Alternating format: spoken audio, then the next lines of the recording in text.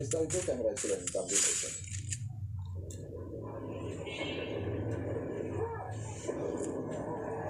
দিনে দিনে জমতে থাকা বৈষম্যের বিরুদ্ধে প্রতিবাদ আর প্রতিরোধ চূড়ান্ত রূপ নেয় 1971-এ।